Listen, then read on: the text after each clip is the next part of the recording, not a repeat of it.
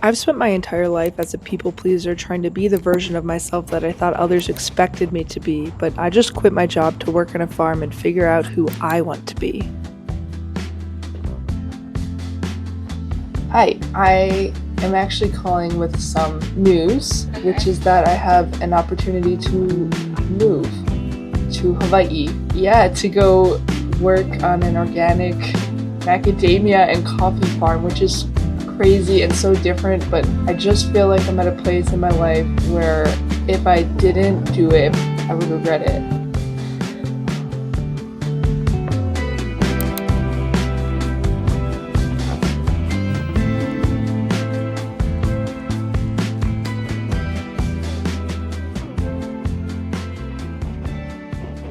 So I just made the decision to leave behind my corporate career in environmental consulting in pursuit of a slower life.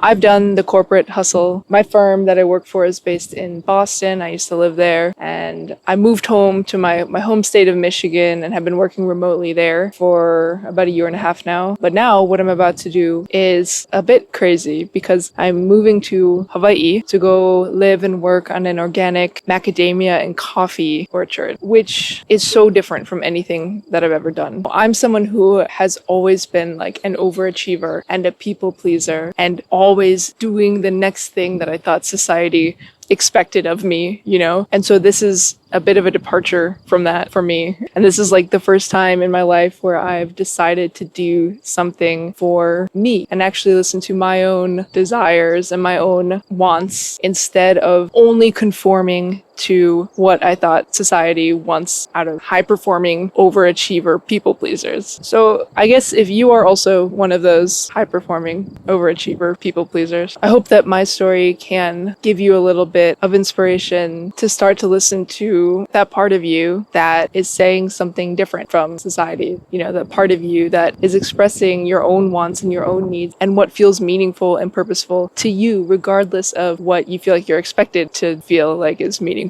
or purposeful. Anyway, you're certainly not alone. And if you're hearing stories like mine and you're like, well, that's great for you that you're upending your life to go become a farmer in Hawaii, but like, that's not in the cards for me. Dude, I am telling you that was me watching these videos a month ago, 6 months ago, a year ago, 5 years ago. It's been a long journey and I didn't expect to be in this position that I'm in right now, but I wanted to share it with you. So I guess in order to understand it a little bit better, I do want to give you a little bit of context for like how I even came to be in this position right now. And to be honest with you, I have tried filming this video like 3 times already, and I've tried scripting it and I've tried doing some fancy editing and all that stuff. And I just want to speak to you from my heart at the end of the day, because this is my story, this is my life, and the more scripted it became, the less raw it was. And I want you to know. Hi, hello, it's editing Sarah here now. Somehow I did something to mute this microphone when I was talking about this stuff. So editing me is going to take over here. Give me like 2 minutes and I promise I'll get you back into that much more beautiful scene that we had back there. I guess I wanted to set the scene a little bit and talk about where this people pleaser nature came from in me and how it led to this sense of feeling lost and not really sure how to differentiate between what I wanted and what I thought society wanted me to want. Anybody who knows me in real life knows that I have always been this way since I was a little kid. Maybe part of it is because I am number 2 of 5 kids, so there was a lot going on growing up, of course. And what I always used to say even to my siblings is like, doing well in school and doing well at any of these pathways that are societally defined for us, to me, was like easy. Not that doing well was easy, but that getting the approval by walking down that path was easy, because that path was so clearly laid out for me, right? And it felt good to get approval, you know? It felt good to feel like you were doing a good job. I think it started from a pure place as a young kid, you know? I think I've always genuinely been an ambitious person. I felt really good when I feel accomplished, when I, set out to do something and I do that. That feels good and I love doing that. As I got older, it started to come less and less from an intrinsically motivated place and more from an external source, right? This external feeling that the world, society wanted me to be a high performer, wanted me to be an overachiever, wanted me to walk down that path that was so clearly defined. So I did. And by the time I got to high school, I had dug myself such a deep hole in this people-pleasing, overachieving world. I'll never forget, I got to a point where my junior year of high school, my brother compared me to a bear. And he said, all you ever do is go to school, and then you come home and you hide away in your little den, and all you're doing is homework, and then when I do see you, you're kind of grumpy. And he was right. Any free time I did have, I filled with extracurriculars because I was like, well, I have to get into a good college. And if I want to get into a good college, I have to make myself really competitive. So every single thing that I did at this time in my life, I probably spent like 4 times as much energy as I needed to so that I could exceed expectations on everything. But in the margins of all of that, I did start to realize that I was kind of losing myself. And that freaked me out because I remember having this realization that I'm like, I don't know who I am. I don't know what I'm interested in. I don't know what I like to do. And to some extent, I think this is a very normal teenage experience. You know, we're all figuring it out. But from my position, I wasn't doing anything for myself. I was doing everything for other people, not in a generous way, but in a people-pleasing kind of way, in a let me figure out what people want of me and I'll do that thing. And it was never let me figure out what I want of myself. So I didn't know what I wanted. And I didn't know who I was. And through all of that, I started to feel like I was the most boring human being on this entire planet because I was like, do I even have a personality? Do I have interests? Do I have things that I care about? I don't know. I don't have time to think about that. I have a history test tomorrow. That's literally how it was for me. Okay, back to the tree. But even though at that moment in time, I had an awareness of these thoughts, this like recognition that I felt like I had no personality, I just didn't know how to reconcile that with my need to keep pursuing more. So, you know, I did what any healthy teenager would do, and I took my feelings and my emotions and I shoved them into a corner of my brain and said no. And it's kind of sad now as an adult. I look back especially throughout high school, I used to call myself an emotionless brick. Fun facts about Sarah that you might be interested in knowing. I consider myself an emotionless brick. And I was like confused about it. You know, I would be talking to my friends and be like, I don't know why. I just don't feel anything. I just don't have feelings. You know, I don't know why. And it's sad now because I'm kind of the opposite of that now as an adult. I love crying. I'm probably going to cry in this video. So I have a lot of emotions to catch up on from this time in my life where I was so obsessed with what everybody else wanted from me that I had zero energy left to devote to figuring out what I wanted from me. So you'll be shocked to hear that I went on to go to a fancy college filled with other pretentious, people-pleasing overachievers. Even my first day of school there, I remember at orientation, they said to our tour group, all right, I bet like 70% of you in this group were the valedictorian at your school. And like, you're not special here. Everyone here was the valedictorian at their school. And I was like, nice. So that meant that I only had to work harder to exceed expectations and people please diligently, as I had always done. But that voice, that part of me that was aware of the cost of that started to get louder and louder. And it got to a point where I couldn't really ignore it anymore. And I actually found this, let me grab it, a journal entry from my sophomore year of college that I want to share with you. And this is very vulnerable, obviously, to share this with who knows how many strangers on the internet. And I told you I might cry in this video. If I do, it'll be here. But I want to read this to you because I hope that if you are feeling any of these same feelings, it can help you feel a little bit less alone. Okay, so this was from the spring semester of my sophomore year in college. I said, I've spent so much time recently thinking about what really matters in life, and the more I think about it, the more I realize that all that really matters is that I spend every day doing something I love, surrounded by people who I love and who love others. I need to surround myself with positive energy, but I wake up every day exhausted and dreading going to class. This is not the life I want. I deserve to live a life of joy. Everyone deserves to live a life of joy. But I've found that this is easier said than done, at least for me. If somebody asked me to describe an alternate universe in which I was doing everything that I truly want to do, I can promise you that I would not spend hours every day doing work and reading textbooks that I don't care about. I wouldn't be wasting my days with the same monotonous schedule that my body seems to follow without any input from my heart or my brain. I would not spend every day wondering if I'm a failure, yet being too embarrassed to ask for help. In my perfect world, I would only do things that make me genuinely happy. I would understand truly and deeply that grades don't matter. I would never compare myself to others except for when I had somebody to look up to. I would stop running away from any opportunity for love.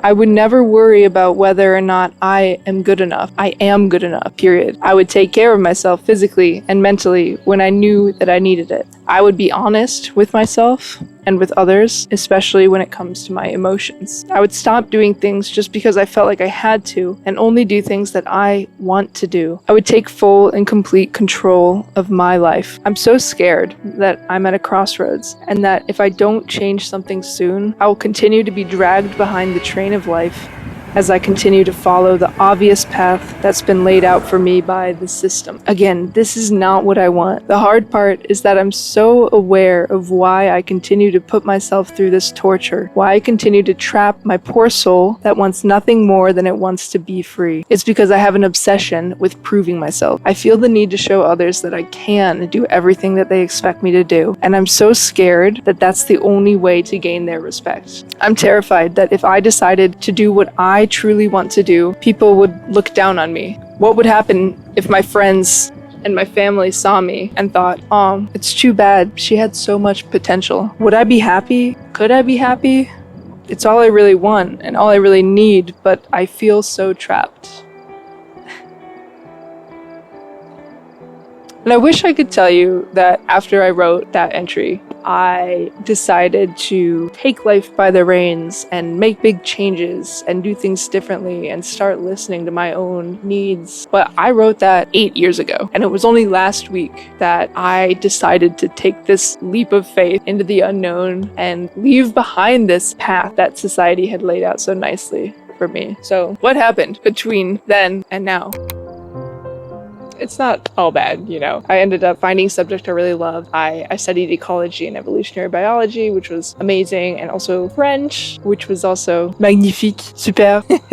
But then I kept walking down that path that was laid out for me. You know, I spent a year working in a lab and then went on to get my master's degree in environmental science. And again, I was enjoying what I was doing, but at the end of the day, it was really just another fancy degree from another fancy university. And I still hadn't figured out or put the time or allowed myself to think about what brought me meaning and what brought me purpose in my life, regardless of any kind of external expectations that I was placing on myself, you know. And like any successful overachiever would do, I went on and secured a job in environmental consulting. But that job didn't start for 3 months after I graduated. And I didn't know it at the time, but those 3 months ended up being 3 of the most important months in my life, because for the first time in my life, I was freed from the shackles of academia, you know, and had no expectations on me. You know, I had secured my big girl consulting job. That was happening. It was gonna be there before I knew it. But in the meantime, that time, for the first time that I could remember, was just for me. It was my time. And what happened was that I started to create. And in particular, I started painting. And I started painting kind of prolifically. And like, it's not like they were amazing paintings or anything like that, especially given I really hadn't given myself time to foster that more creative side of me, even though it had always been there for my whole life. And I had always been creative, you know, in my pursuit to overachieve and exceed expectations, I would incorporate creative work anywhere I could. You know, for example, I always loved making home videos, you know. There was one project in particular for AP biology in high school where my friends and I made a reality show called The Cell. It was supposed to be like the cell is like the shared household, and every participant in the show was like a different organelle in the cell.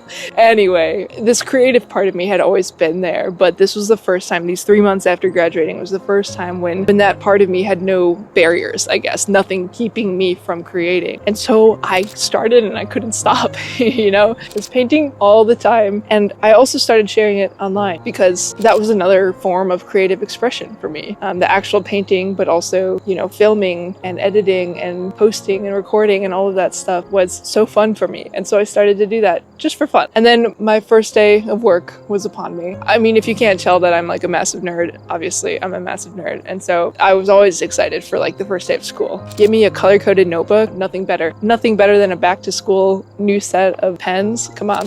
So I was kind of expecting the same thing from my first day at my first big girl job, But instead, the first day that I walked into that office and I looked around at the sea of cubicles, I was filled with dread. And I don't mean to imply anything about my coworkers or my company or anything like that, because I've had the chance to work with awesome people, great people. It's a great company, really great people I get to work with, really interesting, great projects that I get to work on. For somebody, this would be their perfect job. For lots of people at my work, it's their perfect job. But for me, on that first day, when I looked around and I heard all the clickety-clackety of the keyboards and everyone with their heads down, and I talked to someone who had interviewed me and she said, not to freak you out, but when I started here, I was your age applying for the same job that you're starting today. And I've been here for 43 years. That was terrifying to me. And I made a silent promise to myself on that day that this could not be my forever. Not a chance. No way. So I kept creating and I was squirreling away my money like a crazy person. So I set really aggressive savings goals and I started to see my job as kind of a means to an end. Again, there was some level of fulfillment in the work that I was doing, but I knew that the creative work and doing work on my own terms, that's what lit me up. And, really, again, for the first time in my life, I had something that lit a fire inside of me. And so for the next several years then, I was working my consulting job, but in the morning, in the evenings, and on the weekends, I was painting and filming and editing and responding to DMs and responding to comments. And if you want to find this stuff, it all still exists. I was doing this all under the name of Peppo Studios. Find me on YouTube, find me on Instagram. And for the first time in ages, I felt purpose and I felt meaning, And as time went on, I think I realized that, the way that I was framing that work, Peppo Studios, was I was trying to figure out if there was a way to turn the art part of it into something that could sustain me. But what I realized the more time I put into it was that the art part is amazing and it's something that I love to do and something that really is enjoyable to me. But I'm okay with keeping the art part as more of a hobby. But this idea that I could express myself creatively online and connect with people online and to have my story resonate with people online, that got me hooked. I loved it. I loved it so much. Hence why I'm here right now, bearing my soul to you. So around this time was also when I really started to come to terms with the fact that my productivity and my conformity that had colored my whole life up until this point was really only ever going to benefit other people. And that's not inherently a bad thing, but what it does mean is that as long as I continued to live that way, I was never going to truly be in touch with my own wants and needs and desires so that I could lead a meaningful and purposeful life in my own right. And on top of that, I also started to realize that there was kind of a growing distance between the life I was living and the life I wanted to live. I studied ecology, right? Ecologists are basically professional grass touchers. That's what we do. We go to school to touch grass. And there I was, sitting in my cubicle, using my third monitor to show a live camera of the outside world, because from where I sat, I couldn't even see a window. Like, come on, that's like the antithesis to touching grass. So I made some changes in my life, some big changes back then. And I ended up breaking up with my partner of 6 years. And I moved across the country back to my home state of Michigan, where I am now, to be closer to family. And throughout all of this change, I had to take a little bit of a hiatus with my Peppo Studios work. But that didn't matter, because that creative seed had been planted inside of me. And it continued to grow this whole time, which brings us to today. So I clearly knew that this consulting thing was not going to be a forever thing for me. And I think that's really important because call me woo-woo, but I think that being open to other opportunities is what allows other opportunities to come into our lives. You know, people can talk about manifesting something, and I say that all the time. But for me, manifesting isn't about just wishing that something will just happen in your life. It's about having clarity about what you do want in your life. And when you have that clarity, you see the world differently, and those opportunities that other people might not see become visible to you. They become so clear. And that's exactly what happened to me. At this point, you're probably like, lady, you've been talking for like way too long. And you said something about moving to Hawaii at the beginning of this. Like, can we circle back to that?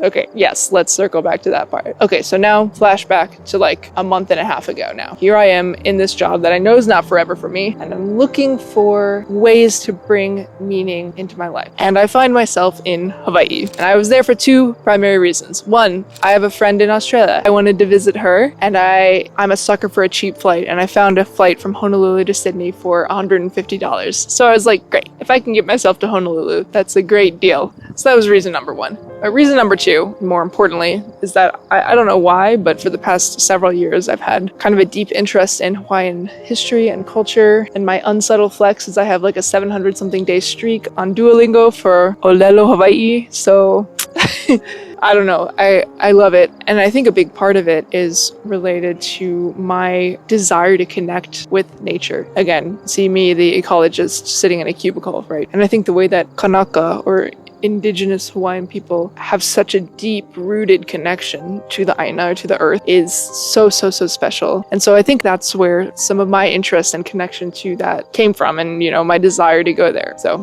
anyway, there I was in Hawaii. And this is a whole nother story time that I can do for this because, well, hang on, I have to show you this beautiful bug. You guys, I love bugs so much. Look, oh goodness, stop moving. There you are. Oh goodness, every time I focus on it, it jumps away. Can you see how beautiful it is though? So green, so shiny. Oh my god, I love bugs. Anyway, I only have like 3 days there because the real purpose of that trip was to go to Australia, right?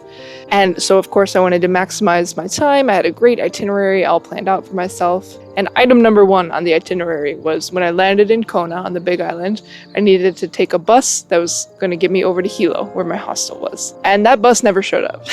So the long story short there is that I had to reconfigure my whole itinerary. I was supposed to fly out of Hilo. I ended up flying out of Kona instead. I had to get a rental car. I had to change everything.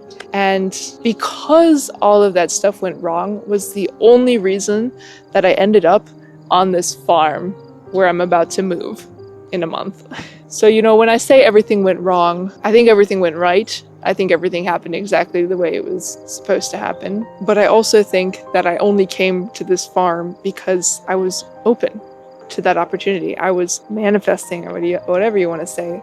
But I was looking for meaning and for purpose. And basically what happened was that the timing was literally crazy. I had just gone to Kilauea, to the Volcano National Park, and had a very emotional experience just there, feeling so deeply connected to nature there. And sometimes I'll take my phone out or whatever and I'll record a little video. I don't know if any of you do this, but it's like a diary for me. I'll just like record a video to capture my really raw emotions in a moment. And so I was driving my little rental car away from the volcano, and I was crying in the car. I was really feeling very, very emotional about this depth of connection that I was feeling and that I wanted in my life and was searching for, you know? And then I finished my video. I kid you not, maybe 5 minutes later, I'm driving and there's a little sign that's like organic macadamia nuts. I was like, sure, I'll check that out. Yeah, I have a flight to catch, but I'll go get some macadamia nuts. And I ended up having a conversation with the farmer there who was working at the farm stand, and it was a profoundly impactful conversation for me because I spent all my time looking down this path and looking up the corporate ladder, and nothing that I saw up there was like a life that I wanted to live at all. And that was so scary to me. And then I met this guy, this farmer, and the only thing I could think was, how do I be like you when I grow up, you know? And that feeling was so strong, so different from everything else I see in my day to day. And again, a lot of the people at my job are living their dream lives and they love the lives that they have. But for me personally, when I looked up that ladder, I was like, that is not the life that I want for myself. So when I looked at him and I was like feeling the exact opposite of that, I was like, I need to know more. I need to figure out how you did this. And so we ended up having an amazing conversation. I stayed there for like half an hour probably, asking him so many questions about how he ended up where he was in this world and in this life. And afterwards, I did something kind of bold. I was in Honolulu that night. I made it to my flight on time and got to my hostel there in Honolulu. And I found the farm's contact page and sent a big long email that was like, okay, this is bold, but this is who I am. These are the skills that I have. This is what I think I could bring to your operations. Is there a place for me?